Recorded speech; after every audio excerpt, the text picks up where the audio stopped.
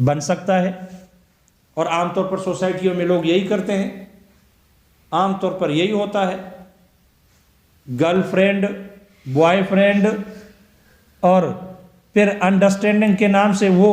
ایک ساتھ ملتے رہتے ہیں، کیونکہ میرے اس کے ساتھ، چونکہ وہ یہ کہتے ہیں میرے ان کے ساتھ شادی ہونے والی ہے، لہذا پہلے سے ایک دوسرے کی طبیعت کو جاننا چاہیے، تاکہ ہماری طبیعت ایک دوسرے سے ملتی ہی نہیں ملتی، تو طبیعت ملاتے ملاتے بہت کچھ ملا لیتے ہیں، پھر جب کچھ عرصہ گزر جاتا ہے تو پھر کہتے ہیں ٹھیک ہے ہم شادی کر لیتے ہیں، تو اس کے بعد پھر شادی کر لیتے ہیں۔ اللہ معاف کرے، آج کل یہی سلسلہ چل رہا ہے، یہ جتنی بھی دوستیاں لگائے ہوئے ہیں،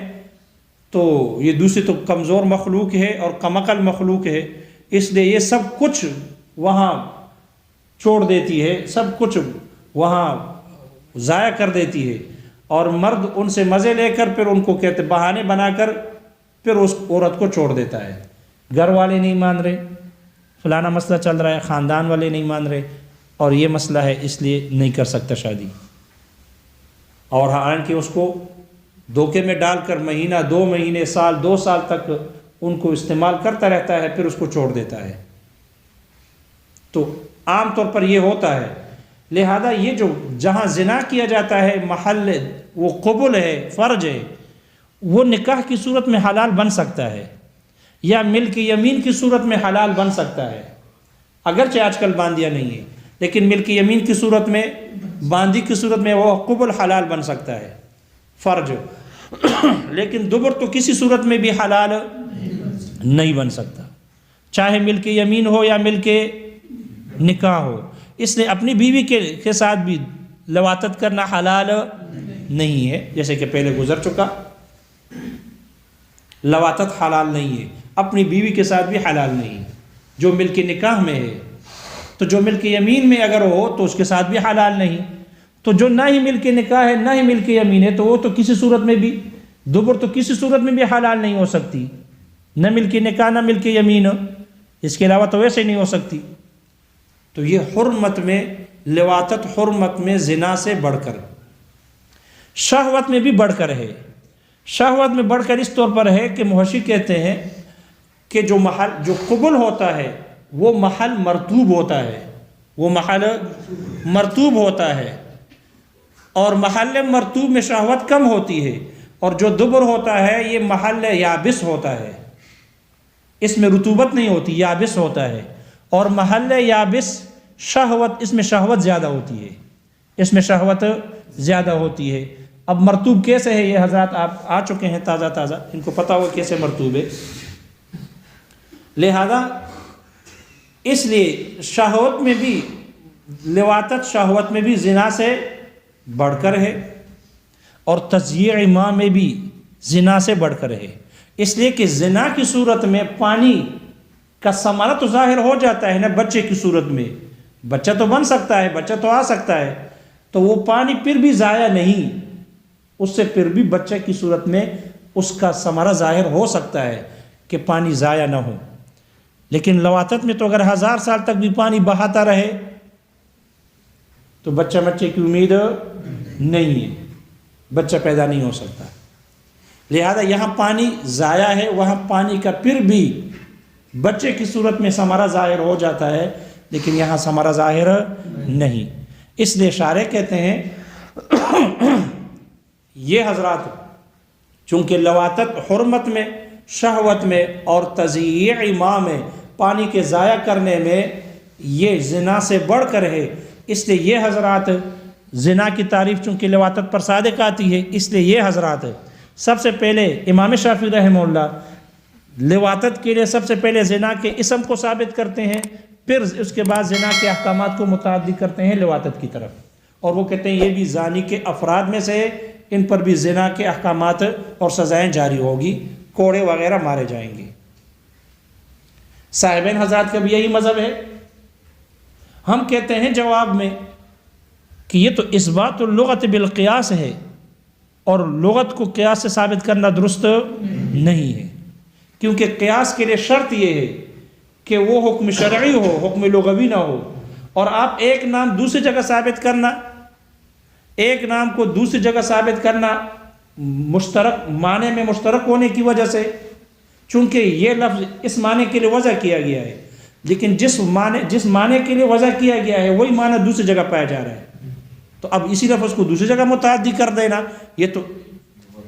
لغت کو ثابت کرنا ہے قیاس سے، جو کہ درست نہیں ہے۔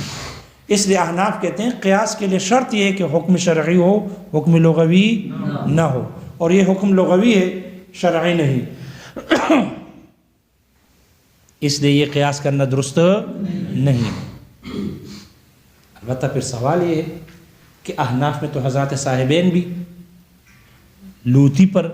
لواطت کرنے والے پر زنا کے احکامات کے جاری کرنے کے قائل ہے، تو پھر صاحبین حضرات تو احناف میں سے ہے، پھر وہ کیسے اثبات اللغت بالقیاس کرتے ہیں؟ اعتراض سمجھ میں آ گیا؟ اس کا جواب شارح نے ذکر کیا ہے کہ صاحبین کے اور امام شافعی رحمہ اللہ کے مذہب میں فرق ہے، اور وہ فرق یہ ہے کہ صاحبین حضرات صرف اور صرف لواطت کے لیے زنا کے احکامات ثابت کرتے ہیں، اسم ثابت نہیں کرتے۔ وہ لواطت کو زنا نہیں کہتے لیکن زنا کے احکامات ثابت کرتے ہیں، جبکہ امام شافعی رحمہ اللہ پہلے لواطت کے لیے زنا کا اسم ثابت کرتے ہیں اور پھر اس کے بعد اس کے لیے زنا کے احکامات ثابت کرتے ہیں، جبکہ حضرات صاحبین اس کو زانی نہیں کہتے، اس کو لوطی ہی کہتے ہیں۔ یہ لواطت ہے، یہ زنا نہیں ہے، لیکن زنا کے احکامات اس کے لیے ثابت کرتے ہیں، اس لیے کہ زنا کے جو احکامات ہیں وہ تو منصوص ہے، اس میں تو نص موجود ہیں، لیکن لوطی کے لیے نص موجود نہیں ہے، یعنی یہ قاضی کے حاکم کے رائے پر موقوف ہے، اس کی مرضی ہے، چاہے پہاڑ سے گرائے، چاہے دیوار اس کے اوپر گرائے، چاہے کوڑے مارے، چاہے اس کو قتل کر دے، چاہے آگ میں جلا دے، جیسے کہ حضرات صحابہ سے مختلف قسم کی سزائیں منقول ہیں۔ لہذا یہ حضرات قیاس کرتے ہیں اور یہ قیاس لغوی کر رہے ہیں، جو کہ درست نہیں ہے۔ اور اشارے کہتے ہیں کہ یہ اکثر حضرات شوافع ہیں جو یہ کام کرتے ہیں کہ وہ قیاس لغوی کرتے ہیں اور حکم شرعی نہیں بلکہ حکم لغوی کے لیے قیاس کرتے ہیں، یہ اکثر حضرات شوافع ہیں۔ یہی وجہ ہے کہ یہ حضرات خمر کے نام کو ہر مسکر نشہ آور چیز کے لیے خمر کا نام دیتے ہیں اور پھر اس پر خمر کے احکامات جاری کرتے ہیں، حالانکہ خمر تو صرف انگور کے کچے شیرے کو کہتے ہیں، لیکن یہ حضرات کہتے ہیں کہ نہیں، ہر وہ چیز جو نشہ آور ہو، جس سے نشہ چڑھتا ہو، وہ خمر ہے، تو اس سے پہلے سب سے پہلے اس کے لیے خمر کے نام کو ثابت کرتے ہیں، پھر اس پر خمر کے احکامات نافذ کرتے ہیں، لگاتے ہیں، اور خمر کے احکامات اس کی طرف متعدی کرتے ہیں۔ جیسے خمر کے ایک قطرہ پینا حرام اور موجب حد ہے، اور منکر اس کا حلال سمجھنے والا کافر ہے، اس طرح یہ حضرات کہتے ہیں کہ ہر نشہ آور چیز، چاہے وہ نبیذ تمر ہو یا نبیذ شعیر ہو یا کوئی اور ہو، نبیذ عسل ہو، جو بھی نشہ آور بن جائے تو اس کا ایک قطرہ پینا حرام ہے، اگرچہ نشہ آئے یا نہ آئے، اور وہ موجب حد ہے۔ تو وجہ یہی ہے، اور علت وہ یہی نکالتے ہیں، چونکہ خمر یہ مشتق ہے مخامرۃ العقل سے، لہذا چونکہ مخامرۃ العقل کا معنی ہے کہ عقل کو چھپا دینا، اس لیے دوسرے جو نبیذیں ہیں جس سے نشہ چڑھتا ہے، چونکہ اس میں بھی عقل چھپ جاتا ہے، اس وجہ سے اس کو بھی خمر کہا جائے گا۔ اس کو بھی کیا کہا جائے گا؟ جب وہ خمر ہے تو سب سے پہلے دوسرے نشاور چیزوں میں امام شافعی رحمہ اللہ وہ خمر کے نام کو ثابت کرتے ہیں، پھر خمر کے احکامات کو اس کی طرف متعدی کرتے ہیں۔ احناف کے نزدیک یہ قیاس درست، کیونکہ یہ قیاس لغوی ہے اور قیاس لغوی جائز نہیں ہے۔ شارح کہتے ہیں کہ انہی حضرات شوافع سے بعض حنفیہ نے کہا، بعض حنفیہ نے ان جیسے حضرات شوافع سے کہا کہ آپ قارورہ کو قارورہ کیوں کہتے ہو؟ شیشے کو قارورہ کیوں کہتے ہو؟ تو ان بعض شوافع نے جواب دیا کہ قارورہ کو قارورہ اس لیے کہتے ہیں کہ اس میں پانی قرار پکڑتا ہے، اس میں پانی ٹھہرتا ہے، اس لیے قارورہ کو قارورہ کہتے ہیں۔ تو اس حنفی نے اس کو کہا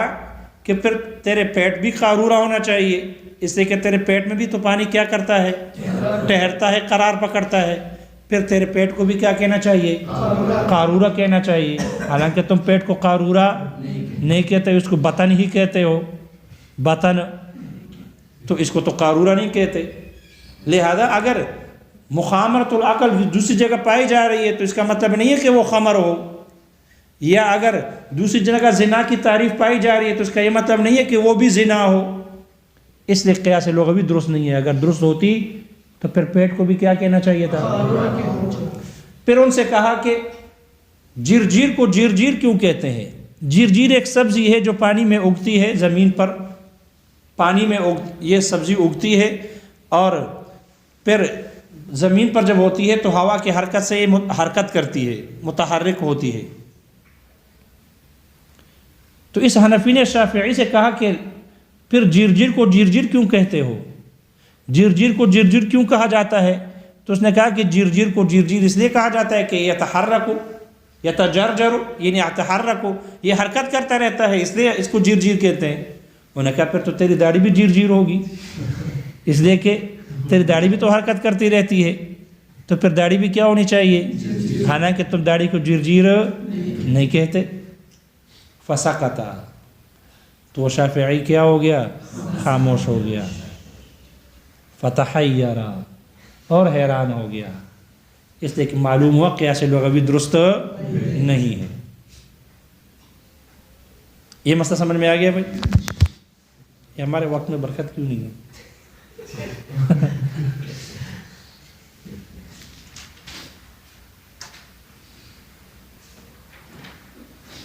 صحیح کی شرط ہو۔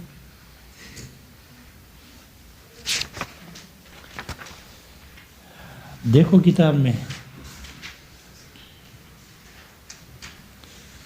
وَأَن يَتَعَدَّ الْحُكْمُ الشَّرْعِيُّ الثَّابِتُ بِالنَّصِّ بِعَيْنِهِ،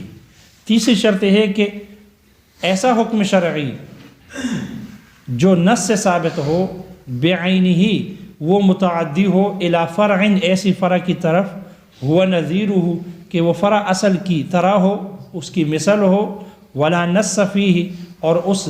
فرع میں کوئی نص نہ ہو۔ شارح کہتے ہیں ھذا شرط، یہ جو تیسری شرط ہے، وَإِن كَانَ وَاحِدًا تَسْمِيَةً، اگرچہ یہ نام رکھنے میں عنوان کے اعتبار سے یہ اگرچہ ایک شرط ہے، لَكِنَّهُ يَتَضَمَّنُ شُرُوطًا أَرْبَعَةً، لیکن یہ 4 شرائط پر مشتمل ہے۔ احدھا، پہلی شرط یہ ہے، کون الحکم شرعیا لا لغویا، حکم کا شرعی ہونا نہ کہ لغوی ہونا۔ والثانی، دوسری شرط یہ، تعدیتہ بعینہ بلا تغییر، بعینہ اسی حکم کا متعدی ہونا، متعدی کرنا، بغیر بلا تغییر، بغیر تبدیلی کے۔ والثالث، تیسری شرط ہے، کون الفرع نظیرا للمثل، نظیرا للاصل، لا ادون منہ، لا ادون منہ، فرع کا اصل کی نظیر اور مثل ہونا اس سے کمتر نہ ہو۔ والرابع، اور چوتھی شرط یہ ہے، عدم وجود النص فی الفرع، فرع میں نص کا وجود نہ ہو، فرع میں نص موجود نہ ہو۔ شارح کہتے ہیں وقد فرع المصنف على كل من هذه الاربعة، مصنف نے ان چاروں میں سے ہر ایک پر تفریع کی ہے، مسائل متفرع کی ہیں، مسائل نکالے ہیں، تفریعاً تفریع کی ہے، علامہ سیاتی، جیسے کہ ان قریب آ جائے گا۔ وهذا هو رأی جمہور الاصولیین، یہی جمہور اصولیین کی رائے ہے کہ تیسری شرط 4 شرائط پر مشتمل ہے۔ اقتداء بفخر الاسلام، علامہ فخر الاسلام کی اقتداء کرتے ہوئے، علامہ فخر الاسلام نے 4 شرائط ذکر کیے، جمہور اصولیین نے بھی 4 ہی ذکر کیے۔ وقد ابتدع بعض الشارحین، منار کے بعض شارحین انہوں نے ایجاد کیے ہیں، انہوں نے ایجاد کیا ہے، جدت لائی ہے، انہوں نے ایجاد کیا ہے۔ فقال، انہوں نے کہا ہے، انہ یتضمن 6 شروط، یہ تیسری شرط 6 شرائط پر مشتمل ہے، 6 شرائط کو شامل ہے۔ الاربعۃ منہا ہی المذکورۃ، چار ان میں سے یہی مذکورہ ہے، مذکورہ چار ہے، والاثنان اور دو ہیں، ایک ان میں سے ہے التعدیۃ متعدی کر دینا، لیکن یہاں تعدیہ سے مراد ثبوت ہے، اصل کا حکم فرع میں ثابت ہونا۔ دوسری شرط ہے وَكَوْنُ الْحُكْمِ الشَّرْعِيِّ ثَابِتًا بِالنَّصِّ، اس حکم شرعی کا نص سے ثابت ہونا، لا فرعا لشیء آخر، نہ کہ یہ فرع ہو کسی دوسری شے کے لیے۔ شارح کہتے ہیں وَهَذَا، اور یہ جو دو شرطیں ہیں، وَإِنْ كَانَ مِمَّا يَسْتَقِيمُ، اگرچہ یہ ان شرائط میں سے ہے کہ جو کہ درست ہے، صحیح ہے، لیکن لیست لہو ثمرۃ صحۃ، لیکن اس کے صحیح ہونے کا کوئی صحیح ثمرہ ثابت نہیں۔ فلا يستقیم التعلیل، اس لیے تعلیل علت بیان کرنا صحیح نہیں، یعنی قیاس کرنا درست نہیں۔ لإثبات اسم زنا للواطۃ، لواطت کے لیے زنا کے اسم کو ثابت کرنے کے لیے تعلیل بیان کرنا، قیاس کرنا صحیح نہیں۔ لأنه ليس بحکم شرعی، اس لیے کہ وہ حکم شرعی نہیں۔ تفریع علی اول شرط، یہ پہلی شرط پر تفریع ہے، وهو کون الحکم شرعی، اور وہ حکم کا شرعی ہونا ہے۔ فإن الشافعی رحمہ اللہ یقول، اس لیے کہ امام شافعی رحمہ اللہ فرماتے ہیں،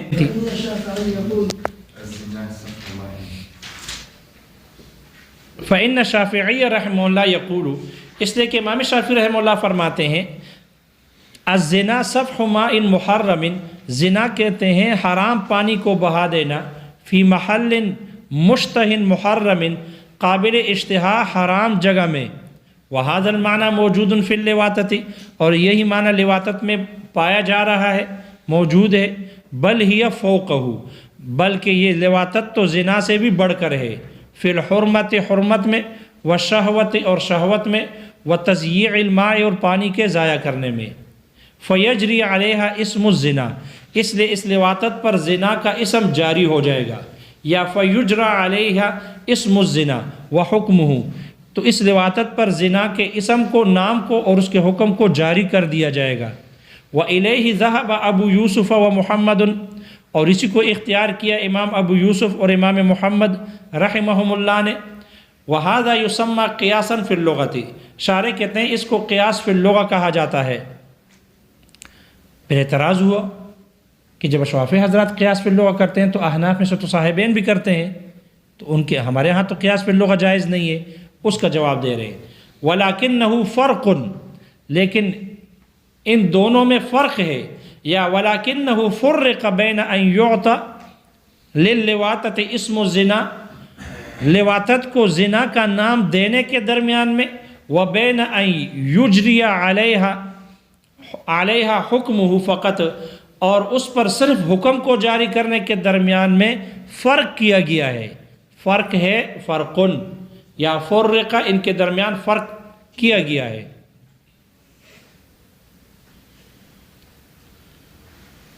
صرف حکم جاری کر دینا، لأجل اشتراک العلت، علت کے مشترک ہونے کی وجہ سے۔ فإن الأول قیاس فی اللغۃ، اس لیے کہ اول قیاس فی اللغہ ہے کہ اسم کو بھی جاری کیا جائے اور حکم کو بھی جاری کیا جائے، دون ثانی، نہ کہ دوسرا۔ والمجوزون لہ، اور اس قیاس فی لغت کے جائز قرار دینے والے، ہم اکثر اصحاب الشافعی رحمہم اللہ، یہ اکثر حضرات اصحاب شوافع ہیں۔ فإنہم یعطون اسم الخمر لکل ما یخامر العقل، اس لیے کہ وہ خمر کا نام ہر اس چیز کو دیتے ہیں کہ جو عقل کو ڈانپ دیتا ہے، چھپا دیتا ہے۔ وقد قال لهم واحد من الحنفیۃ، یہاں سے وہ مکالمہ ذکر کر رہے ہیں اور بطور لطیفے کے ذکر کر رہے ہیں۔ ثم وقد قال لهم، اور انہی اکثر شوافع سے ایک نے کہا، من الحنفیۃ، احناف میں سے ایک نے، حنفی نے ان سے کہا، لم تسمى القارورۃ قارورۃ، قارورہ کو قارورہ کیوں کہا جاتا ہے؟ فقالوا، کیوں کہا گیا؟ فقالوا، تو انہوں نے کہا، لأنه يتقرر فيه الماء، اس لیے کہ اس میں پانی ٹھہرتا ہے۔ فقال، تو اس حنفی نے کہا، ان بطنک ایضا يتقرر فيه الماء، تیرے پیٹ میں تو بھی، اس میں بھی تو پانی ٹھہرتا ہے۔ فينبغي ان يسمى، تو پھر مناسب یہ ہے کہ کہا جائے قارورۃ، اس پیٹ کو بھی کیا کہا جائے؟ قارورہ کہا جائے۔ ثم قال لهم، پھر انہی شوافع سے اس حنفی نے کہا، لما یسمى الجرجیر جرجیرا، جرجیر کو جرجیر کیوں کہا جاتا ہے،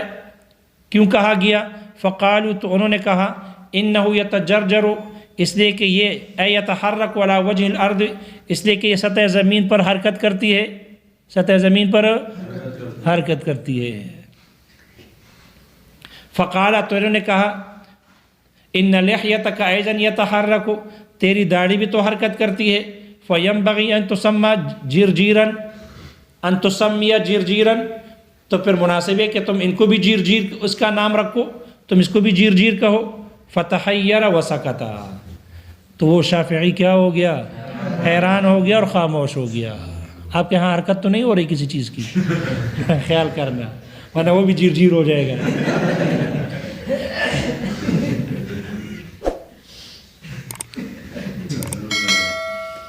ولا لصحت ظہار الذمہ،